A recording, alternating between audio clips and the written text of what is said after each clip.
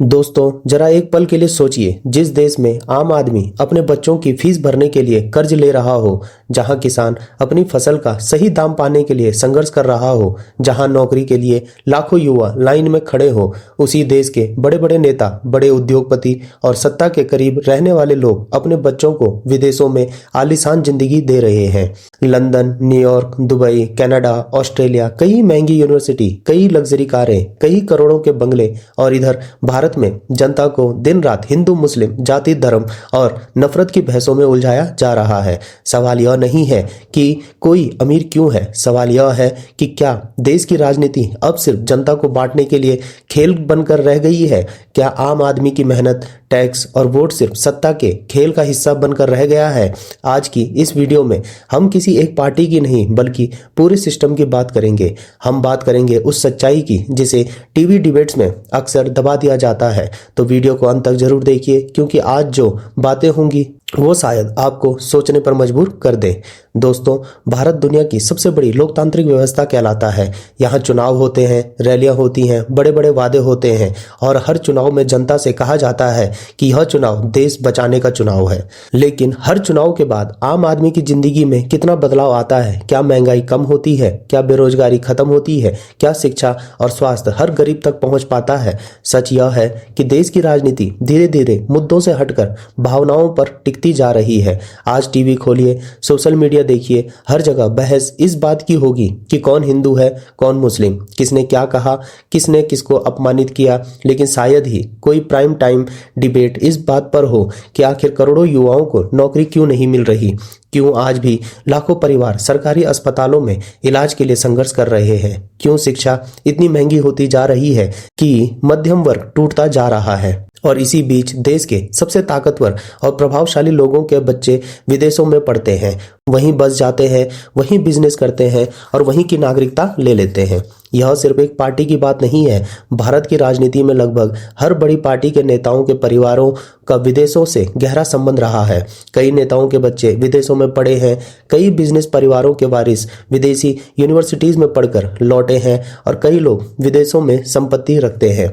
अब विदेश में पढ़ना गलत नहीं है, सफल होना भी गलत नहीं है। गलत तब लगता है जब जनता को राष्ट्रवाद और धर्म के नाम पर भावनात्मक भाषण दिए जाएं, लेकिन खुद की जीवन शैली पूरी तरह अलग हो। एक तरफ जनता से कहा जाता है कि देश खतरे में है, दूसरी तरफ बड़े लोगों के परिवार विदेशों में आराम की जिंदगी जीते हैं। सोचिए, अगर देश इतना ही खतरे में है तो सबसे पहले अपने परिवारों को देश में रखकर उदाहरण क्यों नहीं दिया जाता? लेकिन दोस्तों, राजनीति का सबसे बड़ा हथियार क्या है? डर और भावनाएं।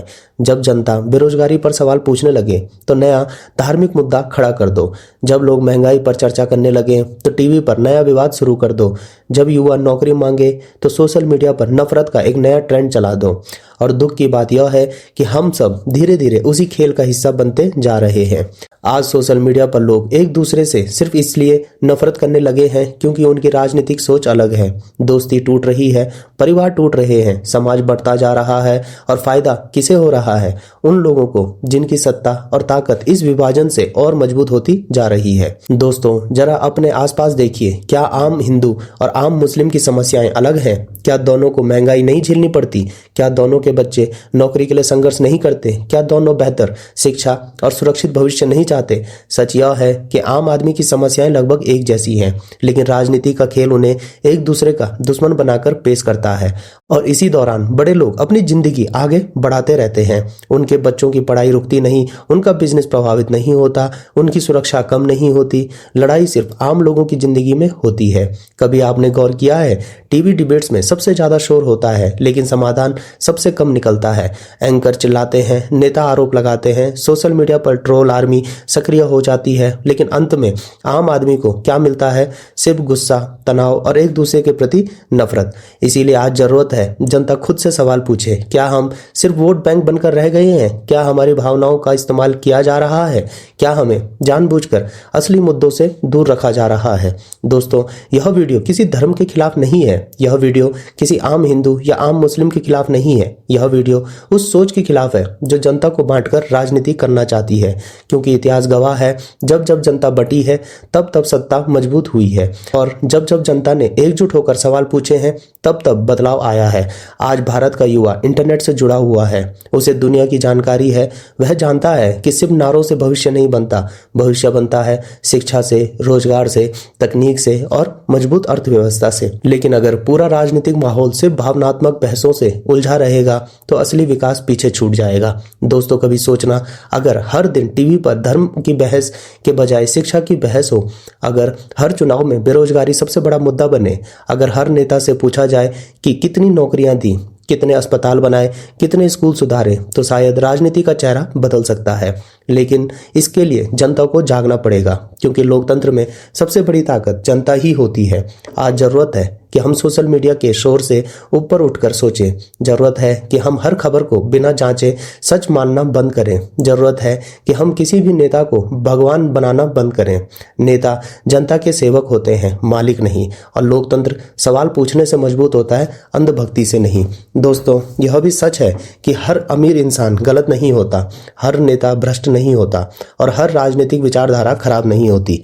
लेकिन समस्या तब होती है जब जनता को सिर्फ भावनाओं में उलझाकर रखा जाए और असली जवाबदेही खत्म हो जाए। आज अगर कोई युवा नौकरी की बात करे तो उसे देशभक्ति का प्रमाण देने को कहा जाता है।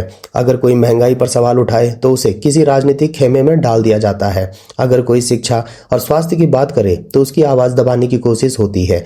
लेकिन याद रखिए, सवाल पूछना लोकतंत्र की सबसे बड़ी ताकत है। दोस्तों, भारत एक महान देश है। यहाँ अलग अलग धर्म, भाषाएं, संस्कृति और विचारधाराएं हैं, और यही हमारी सबसे बड़ी ताकत है। अगर हम एक दूसरे से लड़ते रहेंगे तो नुकसान सिर्फ आम जनता का होगा।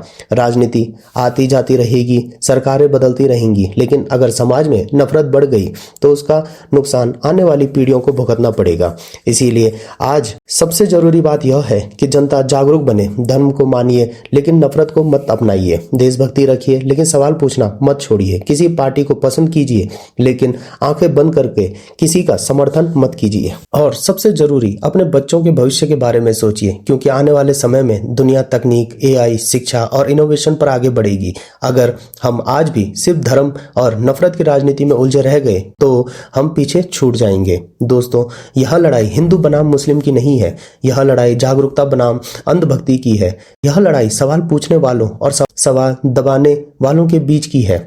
और शायद इसी वजह से सत्ता में बैठे लोग चाहते हैं कि जनता हमेशा किसी न किसी मुद्दे पर बटी रहे, क्योंकि जब जनता बटी रहती है तब असली सवाल पीछे छूट जाते हैं। लेकिन जिस दिन जनता ने एक होकर शिक्षा, रोजगार, स्वास्थ्य और विकास पर सवाल पूछना शुरू कर दिया, उस दिन राजनीति का पूरा खेल बदल जाएगा।